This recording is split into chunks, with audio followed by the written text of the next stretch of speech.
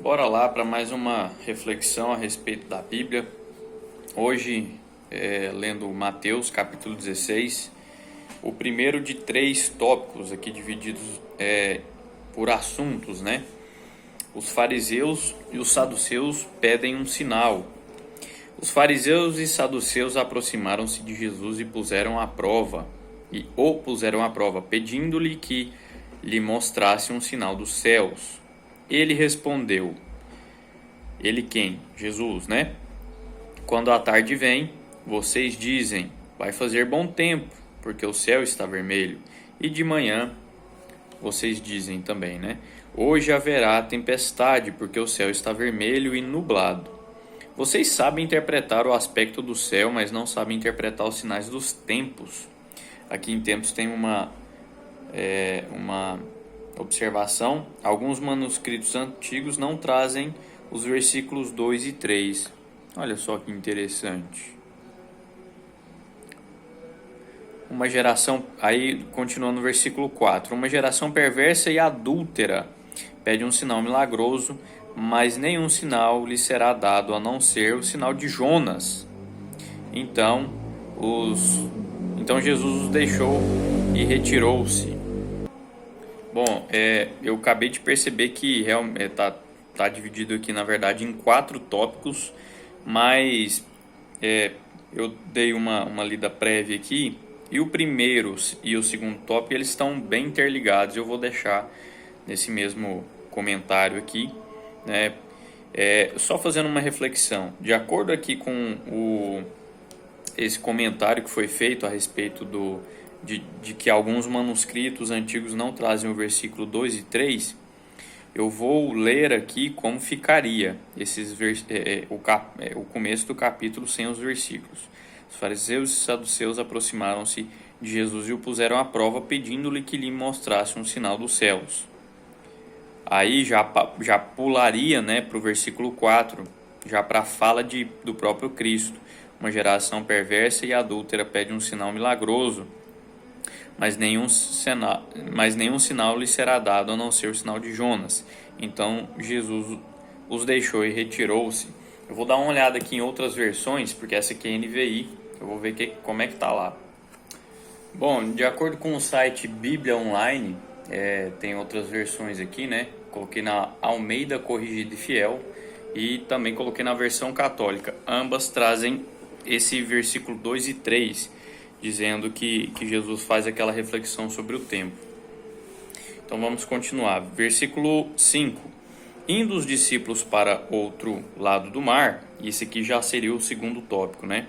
Que eu estou mesclando. Esqueceram-se de levar pão. Disse-lhes Jesus, estejam atentos e tenham cuidado com o fermento dos fariseus e saduceus. Eles discutiam entre si, dizendo, é porque não trouxemos pão.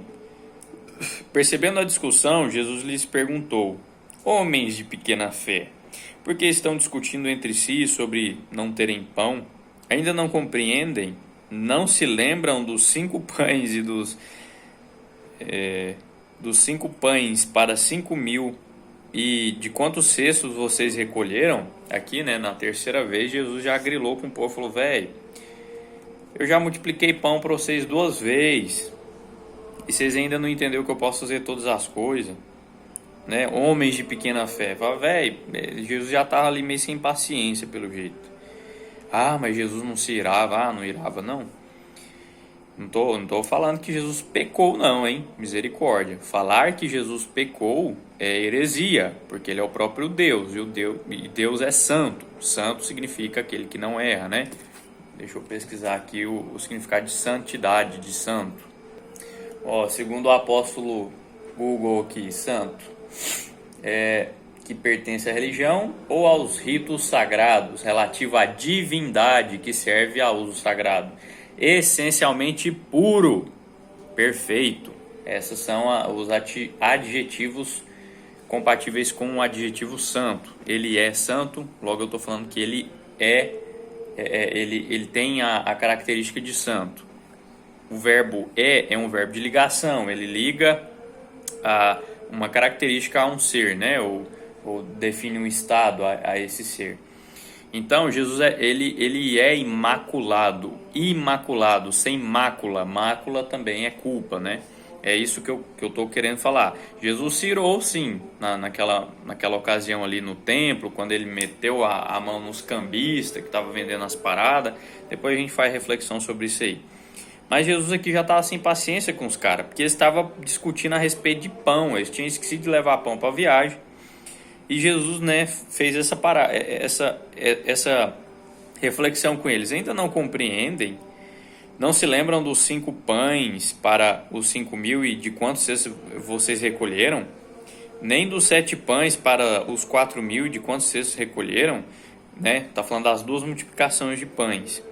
Como é que vocês não entendem que não era de pão que eu estava falando? Tomem cuidado com o fermento dos fariseus. Então, aí Jesus pegou a fala que ele, sobre o que ele estava falando. Tomem cuidado com o fermento dos fariseus.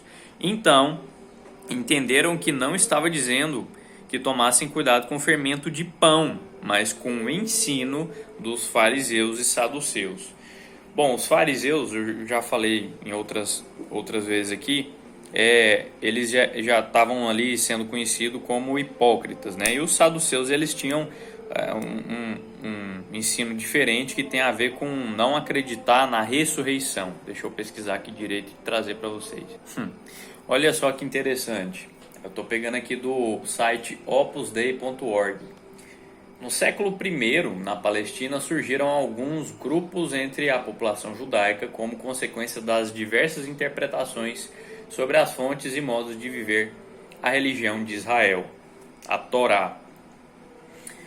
Nos tempos de Jesus, os mais apreciados pela maioria do povo eram os fariseus. Seu nome em hebreu, Perushim, significa os segregados. Dedicavam sua maior atenção às questões relativas à observância das leis de pureza ritual, inclusive fora do templo. Eu li isso aqui e quis fazer um comentário. É como se fosse as diversas denominações religiosas que a gente tem. Assembleianos, presbiterianos, adventistas, né, católicos. Então, eram grupos que tinham diferentes visões e cada grupo ali tinha a sua, como é que se diz? Cada grupo era encarado de uma certa forma pela população geral que se identificava como judaica, né? Que tinha a descendência de Abraão, de Isaac e de Jacó. Deixa eu achar sobre os saduceus. Aqui, que bacana. Os saduceus, por sua vez, eram pessoas da alta sociedade, membros de famílias sacerdotais, né? Capaz que descendentes de Levi, descendentes de Moisés, né? Dentre eles havia saído desde o início da ocupação romana os sumos sacerdotes que, nesse momento, eram representantes judeus diante do poder imperial. Então também eram pessoas com influência política. Faziam uma interpretação muito sóbria da Torá, sem cair nas numerosas questões casuísticas dos fariseus e, portanto, subestimavam o que esses consideravam como sendo a Torá oral. Bom, isso aqui é a interpretação desse site, né? Tá falando que eles tinham uma certa rixa com os fariseus também, mas os fariseus e os saduceus se juntaram para tentar Jesus. Para tentar ficou ruim, né? Para tentar desculpa, eu tive que parar porque eu recebi uma observação da minha esposa. Para tentar colocar Jesus à prova, né? Acho que assim fica melhor exemplificado. Bom, a principal característica deles é essa aqui que eu queria mencionar. Em oposição aos fariseus, né, isso aqui já é do site, não acreditavam na vida após a morte, nem compartilhar suas esperanças escatológicas.